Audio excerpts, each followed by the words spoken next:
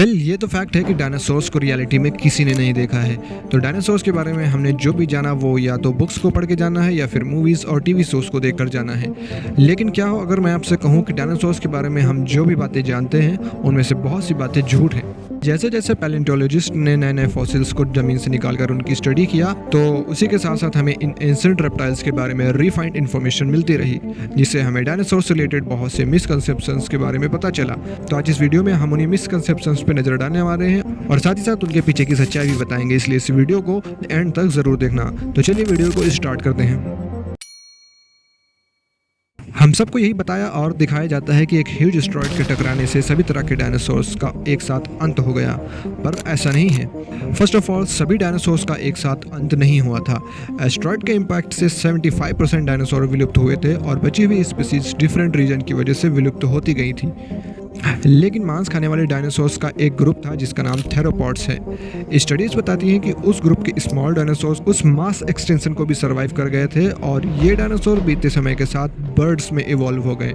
यानी modern time में हम जो भी बर्ड्स देख रहे हैं उन सभी बर्ड्स के एंसेस्टर यही डायनासोर्स थे। कई बार आपने फ्लाइंग डायनासोर्स को फोटो या मूवीज में देखा होगा, पर साइंटिस्ट के अकॉर्डिंग कोई भी डायनासोर्स फ्लाई नहीं कर सकते थे। सभी डायनासोर टेरेस्ट्रियल क्रीचर्स थे जिनकी 1000 से ज़्यादा स्पीसीज लाखों करोड़ों साल तक धरती पे ही रही है और उन्होंने अपना ज़्यादातर जीवन जमीन पे ही बिताया। दरअसल जो फ्लाइंग डायनासोर्स हमें मूवीज में दिखाए जाते हैं वो डायनासोर्स नहीं बल्कि टेरोसॉर्स होते हैं, जो एक डिफरेंट कैटेगरी के रेप्टाइल्स होते हैं। अगर आपसे कहा जाए कि आप अपने मन में डायनासोर्स की एक फ़ोटो इमेजिन करिए, तो आई एम डैम श्योर आपके मन में एक ह्यूज क्रिएचर की फ़ोटो आएगी जिसकी एक बहुत लंबी सी पूंछ है, क्योंकि most of the time movies में हमें ऐसे ही डायनासोर्स दिखाए गए हैं। पर सच तो ये है कि डायनासोर्स के साइज में एक्सट्रीम वेरिएशन था, जहाँ पे कुछ डायनासोर जैसे ड्रेडनॉट्स और सेल्टोसॉरस साइज में काफ़ी बड़े थे जैसे कि मूवीज़ में दिखाए जाते हैं, पर वहीं पर कुछ डायनासोर जैसे कि कॉम्सोगनाथस ये इतने छोटे थे कि उनका साइज आज के चिकन्स के बराबर था। तो ये एक मिथ है कि सभी डायनासोर्स बड़े ही होते हैं।